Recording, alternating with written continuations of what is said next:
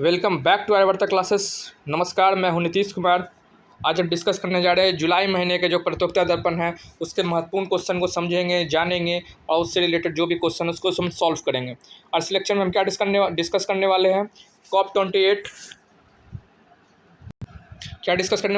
28 की मीटिंग कहाँ होने वाली है? अगली वाली वोल्केनिक इरप्शन जो मैक्सिको में हुई है। और CBDC central bank digital currency किस नगर निगम ने लॉन्च किया है और ये है क्या? और बुकर्स प्राइज को हम देखेंगे। AI चैटबॉट देखेंगे जो काफ़ी कंपनियां लॉन्च किया। माइक्रोसॉफ्ट ने लॉन्च किया है, AI ने लॉन्च किया है, रसिया की कंपनी ने लॉन्च किया, सबको देखेंगे। ऑपरेशन कोरोना से रिलेटेड सवाल को भी देखेंगे।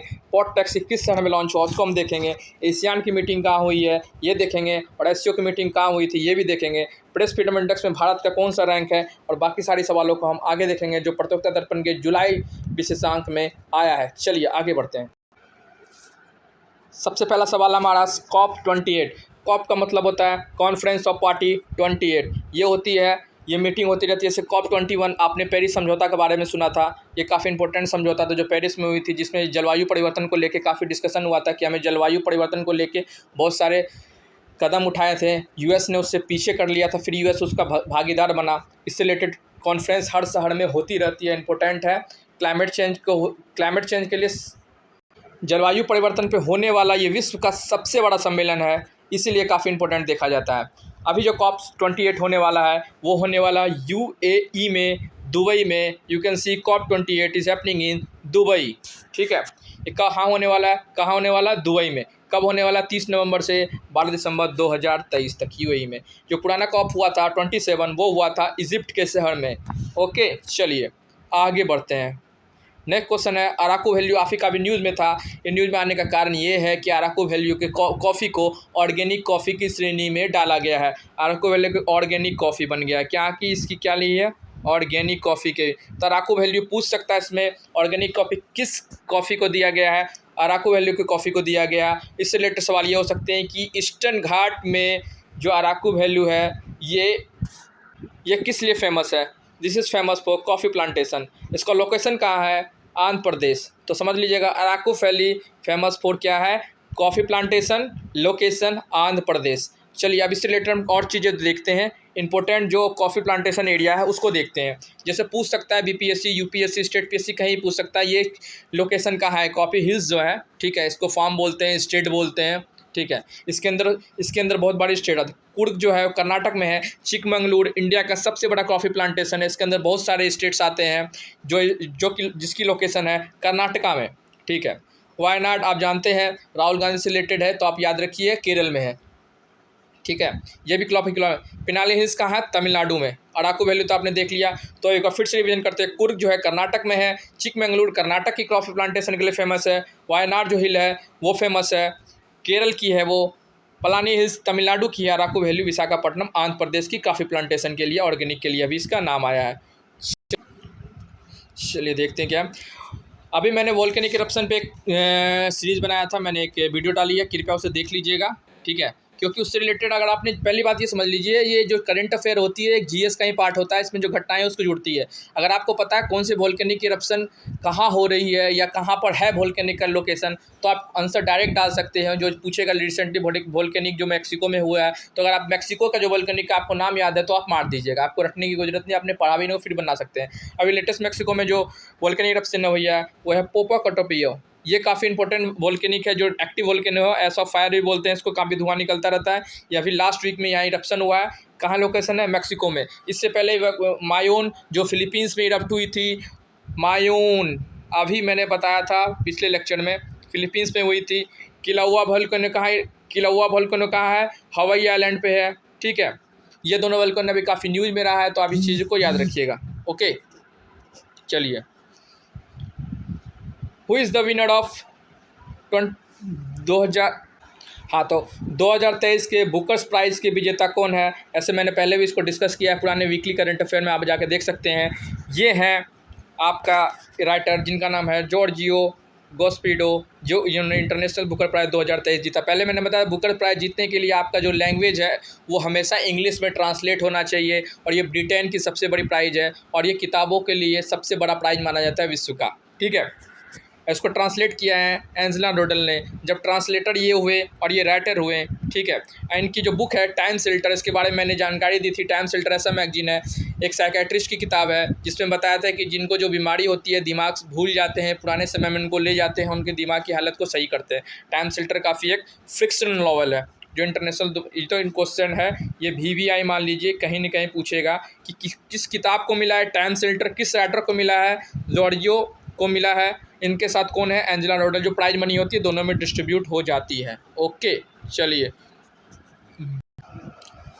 नेक्स्ट क्वेश्चन है, which city hosted quad summit 2023? Quad summit 2023 कहाँ हुई है? तो अभी क्वाड से रिलेटेड क्वेश्चन हम इसलिए समझेंगे कि क्वाड ये क्वेश्चन आना ही है, क्योंकि ये समिट हुई है जापान में, होना था ऑस्ट्रेलिया में। कहाँ ये समिट होनी थी? ऑर्गेनाइज होनी थी ऑस्ट्रेलिया में, लेकिन जो बाइडन ने बोला हम ऑस्ट्रेलिया नहीं जा रहे, हम यहाँ से वापस जाएंगे। तो ये समिट जहाँ G7 की मीटिंग हुई थी, जिसमें भारत को बुलाया गया था एज अ चीफ गेस्ट, तो उसके कारण इसकी मीटिंग जापान में ही हो गई। तो क्वाड की मीटिंग कहाँ हो गई? हिरोशिमा जापान में हुई है क्वाड की meeting. Okay, Japan will host, ठीक है, जापान होस्ट किया है, ठीक है। और जो 2024 की होने वाली है, ये भारत में होने वाली है। याद रखिएगा 2024 की क्वाड की मीटिंग कहाँ होने वाली है? इंडिया में होने वाली है, याद रखिएगा 2024 की। 2023 की कहाँ हुई है? जापान में। 24 होने वाला है इंडिया में, ठीक है। चलिए, इसके क्वाड के 4 मेंबर कंट्री कौन है, ये बिल्कुल याद रखिएगा। 4 मेंबर कंट्री काफ़ी याद है, ठीक है। 4 मेंबर है USA, ठीक है, जापान, ऑस्ट्रेलिया और इंडिया। ओके, तो ये किस लिए बनाया? ये बनाया गया है साउथ चाइना सी में, ठीक है। साउथ चाइना सी में चाइना का वर्चस्व जो बढ़ रहा है उसको रोकने के लिए क्वाड बनाया गया था, कि उसकी जो वर्चस्व है उसको कम किया जाए। ऑस्ट्रेलिया भी चाइना से परेशान है, US भी चाहता है कि अपना दबदबा बना रहे, और जापान और चाइना में हमेशा साउथ चाइना सी को जो होता है मैरीन डिस्ट्रीब्यूट होता रहता है, वो हमेशा होता रहता है उसके रिलेटेड। तो इसलिए क्वाड को बनाया गया है। ओके, चलिए, ऑपरेशन करोना न्यूज़ में था। ऑपरेशन करोना जो है वो एक्चुअली ऑपरेशन कहाँ किया गया? It was happen in Myanmar. Okay, चलिए देखते हैं इसका मकसद क्या था। इसका मतलब था high ability disaster recovery supply for the people affected by cyclone Mocha in Myanmar as part of operation Karuna, ठीक है। अभी फर्स्ट जो साइक्लोन आया था वो क्या आया था 2023 का, वो था साइक्लोन मोका, जो आई थी बे ऑफ बंगाल में, ठीक है, जिसने म्यांमार को काफ़ी ज़बरदस्त प्रभावित किया था। और मोका नाम दिया था, किसने दिया था? यमन ने। यमन का एक पोर्ट है मोका, मोका कॉफ़ी बोलते हैं, ठीक है, वहीं से रिलेटेड नाम है। मैंने राम से रिलेटेड भी मैंने बता दिया किस तरह से नेमिंग होती है, सबकी अपनी नेमिंग की लिस्टिंग होती है, जो नेम में लिस्ट होता है वो ख़त्म हो जाता है। ओके, तो मोका नाम किसको देने का था? यमन को। इस बार जो नाम दिया गया है, जैसे अरेबियन सी में आया हुआ इस बार जो साइक्लोन था उसको नाम दिया था बंगाल ने, मतलब बांग्लादेश ने, ठीक है। इसका क्या नाम था? बिपरजॉय, इसका मतलब होता है डिजास्टर। ओके, मोका समझ गए, यमन का एक शहर है, पोर्ट सिटी है, ठीक है, कॉफ़ी प्रोडक्शन के लिए काफ़ी फेमस है। चलिए आगे बढ़ा जाए, ठीक है। अब कुछ ऑपरेशन देख लेते हैं जो आगामी एग्जाम में, किसी भी एग्जाम में, स्टेट PSC हो जाए UPSC हो, किसी में रिलेटेड क्वेश्चन घुमा के आपको पूछ सकता है। ऑपरेशन गंगा सबसे इम्पोर्टेंट है। ये कहाँ हुआ था? यूक्रेन में जो भारत के लोग फंस गए थे, मेडिकल के स्टूडेंट थे सबसे ज़्यादा MBBS करने वाले, और बाकी जो इंडियंस थे उनको लाने के लिए ऑपरेशन गंगा लगाया गया था। ऑपरेशन दोस्त किस लिए था? ऑपरेशन दोस्त वाज सीरिया एंड टर्की में जो लोग फंस गए थे या दब गए थे अर्थक्वेक में, उनको फूड सप्लाई या कोई भी मटेरियल सप्लाई के लिए भारत ने यहाँ से स्पेशल विमान भेजी थी उनके मदद के लिए। तो ऑपरेशन दोस्त था, ठीक है। सीरिया और टर्की में जो वायलेंट अर्थक्वेक आया था।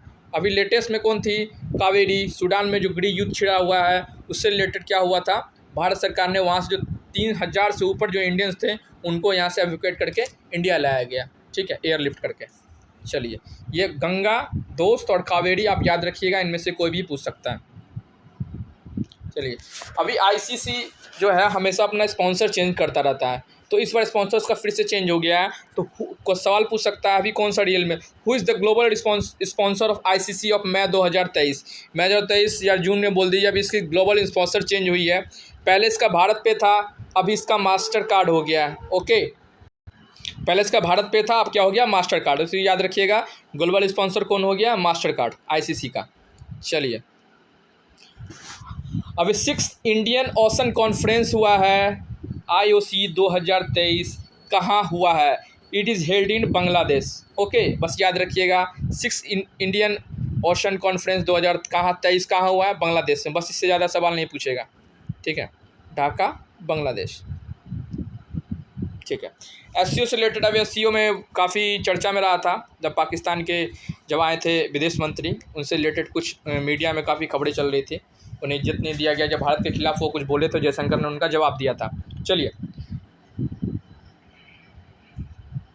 जो इसका पहला का मीटिंग हुआ था समरकंद में हुआ था 2022 में। 2023 को जो मीटिंग होने वाली है वो होने वाली है नई दिल्ली में। और पहली बार यूक्रेन युद्ध के बाद president Vladimir Putin India visit करने वाले हैं, तो काफ़ी इंपॉर्टेंट होता है SCO।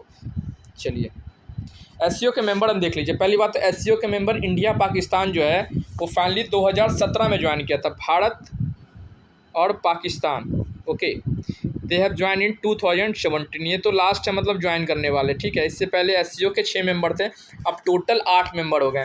संघाई कॉरपोरेशन ऑर्गेनाइजेशन, ठीक है, ये कहाँ से जाता है, सिल्क रूट से पास होता हुआ जाता है। ओके, चलिए, China, Kazakhstan, Kyrgyzstan, Russia, Tajikistan, Uzbekistan, India and Pakistan, आपको ये याद रखनी है, ठीक है। संघाई कॉरपोरेशन ऑर्गेनाइजेशन क्या है, एक Eurasian political economical international security and defence organisation है। इसके मेंबर कंट्री आप याद रखिएगा, 8 मेंबर कंट्री हैं, बस इसमें ज़्यादा याद करने की ज़रूरत नहीं है। इस बार होने वाला है इंडिया नई दिल्ली में, इससे पहले हुआ था समरकंद में। चलिए, अभी लिथियम रिजर्व पे काफ़ी चर्चा हो रहा था, ठीक है, अभी कश्मीर में भी मिला था। तो चलिए देखते हैं इस क्वेश्चन को, in which state largest lithium reserve have been found, ठीक है। आंसर इससे पहले होता था जम्मू एंड कश्मीर में मिला था, लेकिन फाइनली अभी उससे भी बड़ा रिजर्व मिला है, कई गुना ज़्यादा, राजस्थान में। Okay, month after India found is first ever lithium reserve in Jammu and Kashmir, another reserve of crucial mineral has been found in Rajasthan, Degana Nagaur district में। ओके, चलिए, तो ये उनसे भी बड़ा है, ठीक है। तो आंसर इज राजस्थान। ये पूछ सकता है 100% लिथियम रिजर्व कहाँ पाया गया, इसको मैं VBI के श्रेणी में रखूँगा। चलिए आगे बढ़ते हैं। तो 2023 का एशियान का समिट कहाँ हो रहा है, रिपब्लिक ऑफ इंडोनेशिया में। पहली बात होता तो एशियान की जो समिट होती है ना, एक ही कंट्री में होती है उस साल, और 2 बार होती है। जब भी इस एक ही कंट्री में होगी 2 बार होगी, हमेशा 2 बार होती है। शुरू में होती है फरवरी, मार्च, अप्रैल में, और एक बार होती है अक्टूबर, नवंबर में। तो इंडोनेशिया के 2 अलग अलग शहर में होगी, एक बार दिसंबर के महीने में ही होगी, ये दिसंबर नवंबर। अगली जो एशियान की मीटिंग होने वाली है लाओस में, ठीक है। बस इसमें सवाल पूछ सकता है एशियान की मीटिंग कहाँ हुई है 2023 की, answer is Indonesia, Indonesia, Indonesia. और 2024 की मीटिंग होने वाली है लाओस, लाओस, लाओस। आगे बढ़ते हैं, नेक्स्ट क्वेश्चन देखते हैं। अभी ई-रूपी काफ़ी चर्चा में रहा है, पहले ई-रूपी को जानेंगे। What is e-rupee launched by RBI। Actually RBI बहुत दिन से सोच रहा था कुछ ऐसे डिजिटल करेंसी लॉन्च करने का, क्रिप्टो करेंसी काफ़ी मार्केट में है, लेकिन इससे रिलेटेड सिक्योरिटी इशू से लेकर बहुत सारी चीज़ें हैं जिससे लोगों को नुकसान होता है। ई-रूपीज़ क्या है, एक तरह से डिजिटल रुपीज़ है, ठीक है। इसमें आप एक वॉलेट में ई-रूपीज़ ले सकते हैं, कुछ बैंक को इनमें सेलेक्ट किया गया, उसके बैंक से साइट पे जाके आप ई-रूपीज़ अपने वॉलेट में जा सकते हैं, और UPI के थ्रू आप कहीं भी उसको पेमेंट कर सकते हैं, ठीक है। RBI ने लॉन्च किया है ई-रूपीज़, ठीक है। इसको हम बोलते हैं central bank digital currency. Okay, इसको बोलते हैं सेंट्रल बैंक डिजिटल करेंसी। इस फॉर्म एक तरह का क्या है, digital token represent legal tender, ठीक है। RBI ने लॉन्च किया है फर्स्ट डिजिटल रुपीज़, एक तरह का पायलट प्रोजेक्ट है, धीरे धीरे से, और ये है लोगो तैयार किया गया है, ठीक है, ई, और ये है रुपी का लोगो, ठीक है। ई-रूपी RBI के द्वारा गया है। इसमें क्या होगा, कैसे यूज होगा, ठीक है। यूजर क्या करेगा, उसके साइट पे जाएगा, ठीक है, अपने वैलेट में ट्रांजेक्शन करेगा, ठीक है। फिर उससे मोबाइल फ़ोन से क्या कर सकता है, किसी मर्चेंट पे, या पर्सन टू पर्सन या merchant to merchant QR code के थ्रू पेमेंट कर सकता है। इससे रिलेटेड एक सवाल और है, ई-रूपी लेने वाला भारत का पहला कंपनी कौन बना है, वो है रिलायंस रिटेल। रिलायंस की जितनी भी डिटेल है वहाँ आप ई-रूपीज़ दे सकते हैं। ICICI बैंक और कोटक महिंद्रा के साथ मिलकर इसने ई-रूपीज़ का पार्टनरशिप किया। चलिए आगे बढ़ते हैं, ओके, ठीक है। अभी हेवन 1 काफ़ी चर्चा में रहा है, इसलिए चर्चा में रहा है कि ये फर्स्ट कॉमर्शियल स्पेस स्टेशन होने वाली है दुनिया की। ठीक है, जैसे अभी रसिया की अपनी है, यूरोपियन यूनियन की है, नासा की है। ठीक है, तो अब होने वाली है कॉमर्शियल होने वाली है, वो भी प्राइवेट। ठीक है।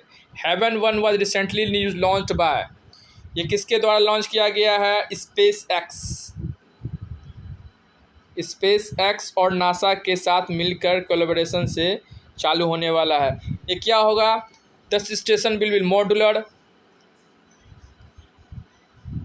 Expendable outpost that will provide variety of research, commercial and tourism opportunity को ये बढ़ावा देगा। अभी टूरिज्म के चक्कर में आपने देखा टाइटैनिक के मलबे को देखने के लिए, ठीक है, ओशन गेट की एक कंपनी जो ले जाती थी टाइटैनिक को मलबे को दिखाने के लिए, 14,000 फीट अंदर की गहराई में था मलबा। बाय द वे उसमें टेक्निकल फॉल्ट थी, उसमें ओशन गेट की उस सबमरीन में, समर्सिबल बोलते हैं उसको, समर्सिबल, उसमें कुछ फॉल्ट थी और समर्सिबल किसी न किसी जो वाटर की प्रेशर से वो ब्लास्ट कर गया और टूट गया। जो उसमें 5 लोग थे वो सारे मर गए। चलिए, तो ये भी एक इशू होता है। ठीक है, अभी नीति आयोग ने फोरकास्ट किया है पिछले महीने कि भारत की फिजिकल जो है ईयर में 2023-24 में कितना रहने वाला है जीडीपी। ठीक है, तो 6.5, ये क्वेश्चन मैं बता दूं 6.5 ये पूछेगा। ओके, आपको याद रखना 6.5 NITI Aayog. What is the forecast growth of NITI Aayog in India 2023-24 के लिए कितना फोरकास्ट किया? 6.5। चलिए आगे बढ़े। ठीक है, अभी काफ़ी न्यूज़ में रहा है अंजी खंड ब्रिज काफ़ी चर्चा में रहा है। ये कहाँ है इसे हम जानेंगे। ये है आपका जम्मू एंड कश्मीर में। ओके, अंजी खंड ब्रिज ये भारत का पहला रेल ब्रिज है जो सिर्फ केबल पे बना हुआ है। इसमें 96 कड़ियाँ केबल्स लगी हुई है, कड़ियाँ ये जो है टोटल 96 लगी हुई है। एक तरह से हैंगिंग ब्रिज स्टाइल में है और ये केबल पे लगी हुई है। ठीक है, India first cable stay rail bridge है भारत का। इसका नाम क्या है? अंजी खंड ब्रिज। इसका नाम है अंजी खंड ब्रिज, तो याद रखिएगा अंजी खंड ब्रिज है इसका नाम। ठीक है, तो ये क्वेश्चन इंपॉर्टेंट हो सकता है। ठीक है, देखते हैं। अंजी खंड bridge is the country first cable stay bridge of Indian railway connecting Katra and Raisen district है इन जम्मू कश्मीर। अंजी खंड is the bridge in the India first cable bridge. ठीक है, पहला केबल ब्रिज है। ठीक है, इसमें 96 टोटल लगे हुए हैं। अभी क्या हो गया, नया एयरपोर्ट कुछ आ रहा है, तो नॉर्थ ईस्ट रिलेटेड सवाल आता है। नॉर्थ ईस्ट में अरुणाचल प्रदेश में कभी लॉन्च होता है, जब कभी ईटानगर में होता है। ठीक है, तो हम देखेंगे अभी लेटेस्ट में एक एयरपोर्ट बना है। कहाँ बना है चलिए देखते हैं।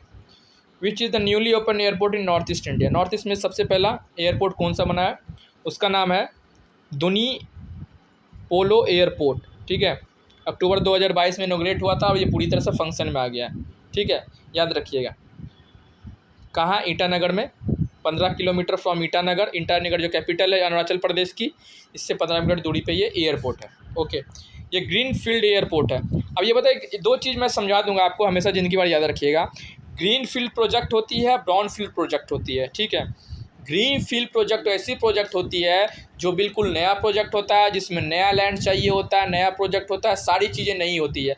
अब ब्राउन फील्ड प्रोजेक्ट जो भी होती है जिसमें पुरानी चीज़ होती है उसको रिनोवेट किया जा सकता है, उस जो कंस्ट्रक्शन हो चुका है उसी को तोड़ से फिर से बनाया जाता है, वो ब्राउन फील्ड कंस्ट्रक्शन होती है। चाहे वो रोडवेज में हो जाए या रेलवेज में हो जाए या एयरपोर्ट में हो जाए, तो 2 तरह की है। तो ये कैसा है? Green field airport. Okay, green field airport है, नया बना है बिल्कुल। तो green field airport at aviation facility that are constructed entirely from stretch of land that are never been use for aviation.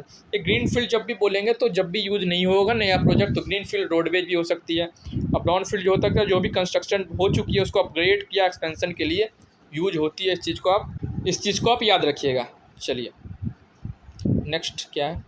हाँ, अभी चर्चा में रहा है मुंबई का ट्विंस टनल। ठीक है, which is the first under sea tunnel in India. See इसको ट्विंस टनल भी बोल रहे हैं। ठीक है, सी टनल भी बोल सकते हैं भारत का। ठीक है, एज अ पार्ट ऑफ क्या है? मुंबई कोस्टल रोड प्रोजेक्ट का पार्ट है ये। ठीक है, इसका कुछ हिस्सा जो रहेगा वो अंडरग्राउंड रहेगा। ठीक है, कुछ हिस्सा अंडरग्राउंड रहने वाला, और ये हिस्सा कितना है? 1 किलोमीटर जो है इसका अंडरग्राउंड रहेगा। ठीक है, टोटल लंबाई कितनी होगी? 2.07 किलोमीटर। ठीक है। और डिप्थ कितना होगा सी के अंदर, 17 से 20 मीटर की गहराई में है, ठीक है। कौन सी सी है इसके पास में, ये तो पता है, अरेबियन सी। ओके, चलिए कहाँ होने वाली है, मुंबई में, बता दीजिएगा। मुंबई में होने वाली है। द ट्विंस टनल कहाँ बनने वाली है, मुंबई में। हाँ, मैंने पहले ही बताया था, प्रेस इंडेक्स जो है वो काफ़ी इंपॉर्टेंट होती है। ये हमेशा आगामी सवाल में पूछे जाते हैं। प्रेस इंडेक्स में भारत का रैंक इस पर और ख़राब हो चुका है, शायद ये 150 से 168 पे आ चुका है। 150 था पिछले बार और ये 11। What is the rank of India in the press freedom index 2023, 161। तो कितना रैंक है, 161। याद रखिएगा, भारत का रैंक है 161। 161 मतलब 61 का आंकड़ा है बिल्कुल प्रेस फ्रीडम इंडेक्स में इस साल भारत का। ओके, ये कौन लॉन्च करता है, ये ऑर्गेनाइजेशन का नाम है रिपोर्टर्स विदाउट बॉर्डर्स। ये यूपीएससी में भी पूछ चुका है कि हु लॉन्चेज, या कौन पब्लिश करता है प्रेस इंडेक्स, ठीक है। वर्ल्ड प्रेस फ्रीडम इंडेक्स कौन लॉन्च करता है, तो रिपोर्टर्स विदाउट बॉर्डर्स लॉन्च करता है, ये एक ऑर्गेनाइजेशन। ओके, चलिए आगे बढ़ा जाए, ठीक है। इसमें बहुत सारे मापदंड होते हैं, ठीक है। पिछले बार 150 था, मैंने सही कह रहा था, और इस साल 168। पॉलिटिकल इंडिकेटर था, इकोनॉमिक होती है, लेजिस्लेटिव होती है, सोशल होती है, सिक्योरिटी ऑर्डर होती है, ठीक है। तो इसमें देख रहे हैं पॉलिटिकल जो है, आप देख सकते हैं इसमें तो रैंक बढ़ा है। इकोनॉमिक इंडिकेटर में भी बढ़ गया, इससे भी बढ़ गया। तो इंडिया एक तरह से देखा जाए, सब तरह से इसका क्या हो रहा है, इंडिकेशन में स्कोर धीरे धीरे घटता जा रहा है, ठीक है। इसलिए ये पायदान पे घसक के 161 पे आ गया है। ओवरऑल स्कोर 36.62 है, पिछली बार 41 था, इसलिए रैंक इसकी अच्छी थी। चलिए, अभी मिशन परिवर्तन बिहार बीपीएससी से रिलेटेड ये क्वेश्चन है, मैं स्पेशली बोलूँगा जो बिहार के लोग इस चैनल को देखते हैं। अगर आप हमारे चैनल को सब्सक्राइब नहीं किया तो प्लीज़, मैं बोलूँगा आप एक बार प्लीज़ सब्सक्राइब कीजिए, मुश्किल से 10 सेकंड लगेगा। और ये मैं गारंटी देता हूँ कि आपको सब्सक्राइब करने के बाद फ़ायदा ही होगा, कोई नुकसान होने की कोई गुंजाइश ही नहीं है। चलिए, आप इससे रिलेटेड बहुत सारे हमारे, आप जाइएगा, ग्रैंड स्लैम से रिलेटेड मैंने स्पेशल वीडियो बनाया, वोल्केनो से रिलेटेड मैंने स्पेशल वीडियो बनाया, G20 से रिलेटेड मैंने स्पेशल वीडियो बनाया। आप इसको एक बार देख लीजिएगा, तो ये जीएस का भी पार्ट हो जाएगा। करंट अफेयर में सिर्फ आपको इसको अपडेट करना है, आपकी बाकी सारी चीज़ें आपकी क्लियर हो जाएगी। चलिए, मिशन परिवर्तन किसने लॉन्च किया है, ये बिहार सरकार ने, डिप्टी सीएम तेजस्वी यादव ने लॉन्च किया है। ये क्या है, इसके तहत क्या किया जाएगा, मिशन 60 के अंदर है, हॉस्पिटल में जो भी फैसिलिटी मिल रही है, जो भी सुविधाएं हैं, उसको अपग्रेड किया जाएगा। जो भी टाइम ऑफ सर्विस है उसको सही किया जाएगा, ठीक है। सर्विस जो पेशेंट को है, मेंटेन हाइजीन पे ध्यान दिया जाएगा, ठीक है। और हॉस्पिटल में जो डॉक्टर टाइम से नहीं आते हैं, या डॉक्टर का सही से पेशेंट के प्रति वो नहीं है, सारी चीज़ों को सही किया जाएगा। मिशन 60 के अंदर आता है ये मिशन परिवर्तन। अब देखना है कहाँ तक ये होता है। बहुत सारी योजनाएं तो आती रहती है, लेकिन लागू सही से हो नहीं पाता है। चलिए, ऑपरेशन गोल्डन ऑर्ब, ये काफ़ी न्यूज़ में था, ये एक लगता है कोई स्पाई मूवी का ये लगता है ये, लेकिन गोल्डन ऑर्ब क्या है, ये अभी यूनाइटेड किंगडम में नए जो चार्ल्स 3 हैं, ठीक है, इनकी कोरोनेशन के लिए हुई थी। ऑपरेशन गोल्डन पूछ सकता है, ऑपरेशन गोल्डन किससे रिलेटेड है, operation golden orb is related to kings Charles 3 coronation, ठीक है, ठीक, इनकी ताजपोशी के लिए ऑपरेशन गोल्डन ऑर्ब चलाया गया था। चलिए आगे बढ़ें, इसमें कुछ ज़्यादा जानने लायक है नहीं है। अब देखिए, चैट बोट मैंने पहले ही बताया था, चैट बोट काफ़ी न्यूज़ में है, तो मैं बताता हूँ इससे चैट बोट से रिलेटेड एक क्वेश्चन तो फिक्स है आपका, एक क्वेश्चन आपका फिक्स है, आएगा ही आएगा। चैट बोट से रिलेटेड किसने लॉन्च किया है, किसका है, ठीक है। ओके, चलिए, अभी जीगा चैट काफ़ी न्यूज़ में है, ठीक है। जीगा चैट किसने लॉन्च किया है, ये रसिया पहली बात कंट्री कौन सी है इसकी कंट्री है रसिया, जहाँ से ये लॉन्च हुआ है, ठीक है। पहली बात तो याद रखिए, रसिया से लॉन्च हुआ है, ठीक है। और दूसरा, ये AI चैट बोट है, इसको जो लॉन्च करने वाली कंपनी है सिबर बैंक है, ये इसने फाइनेंस करके लॉन्च किया है, ठीक है। इससे पहले क्यों जो चैट GPT थी उसको रसिया ने बैन कर दिया था। चलिए, इससे रिलेटेड कुछ एक्स्ट्रा हम नॉलेज लेते हैं, ठीक है। चैट GPT पहली थी जो सबसे ज़्यादा पॉपुलर हुई आर्टिफिशियल इंटेलिजेंस। देखिए आर्टिफिशियल इंटेलिजेंस होता क्या, मैं आपको एक मिनट समझाता हूँ। एआई कुछ नहीं है, एआई एक डेटा का संग्रह करता है। मतलब जितने सारे डेटा अभी चल रहे हैं, मतलब गूगल से लेके, हमसे लेके, हम क्या चीज़ देखते हैं, हम क्या पढ़ते हैं, हम इंटरनेट पे क्या सर्च करते हैं, या दुनिया में सारी चीज़ें जो चीज़ चल रही है, वो डेटा का संग्रह करता है। और उस डेटा को संग्रह करके एक अच्छा प्रिडिक्शन करता है और अच्छा आंसर देने की कोशिश करता है। जैसे आप इससे पूछिएगा मेरा फेवरेट रेस्टोरेंट कौन सा है, तो एआई आपकी जीमेल अकाउंट से अगर वो लिंक होगा तो आपका फेवरेट रेस्टोरेंट बताएगा कि आप यहाँ गए थे, आपका फेवरेट रेस्टोरेंट, आप वहाँ बार बार गए होंगे, तो उसके लोकेशन से बता देगा आपका फेवरेट लोकेशन कौन सा है, आपकी फेवरेट मूवी कौन सी है। ये सारा एआई आपको बताएगा, क्योंकि उसने आपके डेटा को इकट्ठा करके एक चैटबॉट में रखा है, और जब आप उससे क्वेश्चन पूछते हैं तो उसको आंसर देता है। ठीक है, जैसे गूगल असिस्टेंट पे आप पूछते हैं आज का मौसम कैसा होगा, आज what will the weather of Delhi today. ठीक है, तो गूगल क्या करता है, वो डेटा जो भी सर्वर पे पड़ा हुआ है क्लाउड पे, उसको लेके आपको फट से बताता है वो। ठीक है, एक तरह से डेटा पे काम करती है, डेटा स्टोर करती है, आपको उसको जवाब देती है। ठीक है, इसका एडवांस रूप यही है कि एआई क्या करता है, ये पूरी तरह से खुद से सारी चीज़ को इकट्ठा करके अच्छे से अच्छे आंसर देने की कोशिश करता है। ठीक है, चैट जीपीटी आपको समझ में आ गया। अब जुगलबंदी जो माइक्रोसॉफ्ट ने लॉन्च किया है, ये क्या है, जैसे जुगलबंदी की आप वेबसाइट पे जाओगे, यहाँ पे आप लॉगिन करोगे। ठीक है, आप इससे कोई भी सवाल अलग अलग भाषा में पूछोगे, किसी भी रिलेटेड ये चीज़ें किसान से रिलेटेड या कोई भी रिलेटेड ये चीज़ों को सपोर्ट करने वाला है। ठीक है, ये किसने लॉन्च किया, माइक्रोसॉफ्ट ने। जुगलबंदी इज लॉन्च बाय माइक्रोसॉफ्ट। और बार्ड जो है ये काफ़ी लेटेस्ट में अभी गूगल ने लॉन्च किया है। ठीक है, ये इसको एआई बार्ड है, launch by Google. Chat GPT किसने लॉन्च किया है, इसका नाम है ओपन एआई। ठीक है, चैट जीपीटी को लॉन्च करने वाला है ओपन एआई, जुगलबंदी को लॉन्च करने वाला है माइक्रोसॉफ्ट, बार्ड को लॉन्च करने वाला है गूगल। ठीक है, और जीगा चैट को लॉन्च करने वाला है साइबर बैंक, जो कि रसिया की है। ठीक है, चले, ये भी यूएस की है, ये भी यूएस की है, ये भी यूएस की है। ठीक है, चलिए आगे बढ़ते हैं। अब कुछ 2-3 है चीज़ें जो प्रतियोगिता दर्पण में आई थी, तो मैं एक बार शॉर्ट में आपको बता देता हूँ। चीफ मिनिस्टर खाओ कमाओ स्कीम मध्य प्रदेश ने लॉन्च की है। Third where is the India first pod taxi Bharat में कहाँ लॉन्च होने वाला है, नोएडा उत्तर प्रदेश में। नोएडा में जो नया एयरपोर्ट बन रहा है जेवर में, वहाँ पे पॉड टैक्सी लॉन्च होने वाली है। तो याद कीजिएगा, ये क्वेश्चन शायद किसी एग्जाम में आया है या पूछ सकता है, ये तो मैं गारंटी दे सकता हूँ। ठीक है, और एक बीपीएससी से रिलेटेड क्वेश्चन काफ़ी इंपॉर्टेंट है। ठीक है, जैसे मैंने रिलायंस रिटेल ने सबसे पहले CBDC जो है currency, central bank digital currency इसको बोलते हैं, इसका नाम है central bank digital currency, e rupee जो था। ठीक है, e rupee, okay this is the logo. E rupee जो है वो लॉन्च किया था, तो म्युनिसिपल कॉर्पोरेशन जो पटना का, वो ई रूपी लेगा। ठीक है, न्यूज में इसलिए आ रहा था। ठीक है, थैंक यू सो मच। अगर आप हमारे चैनल पे पहली बार आए हैं तो कृपया सब्सक्राइब कीजिए। ठीक है, अच्छा लगे तो मैं चाहता हूँ आप लाइक कीजिए, कमेंट तो ज़रूर कीजिए, आपकी कोई क्वेरी हो तो कृपया कमेंट कीजिए, मैं कोशिश करूँगा उसको सॉल्व करने की।